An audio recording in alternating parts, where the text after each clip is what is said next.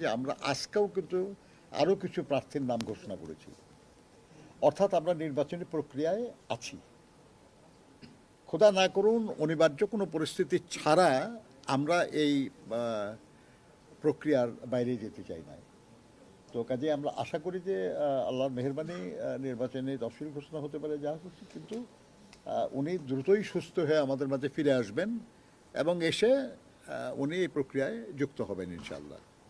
আজকে থেকে না, এখন থেকে 14-15 বছর থেকে আমরা চাইতেছি যে আমরা নির্বাচন চাচ্ছি, কারণ জনগণের অধিকার আমরা জনগণের কাছে ফিরিয়ে দিতে চাই। তার ভোটের অধিকার তাদেরকে দিতে চাই এবং সেই অধিকার প্রয়োগ করে যেন তারা নির্ধারণ করতে পারে যে আগামী দিনে রাষ্ট্র পরিচালনার দায়িত্ব কে পাবে। তাদের এই অধিকার বিলম্বিত হোক, এটা আমরা চাই না।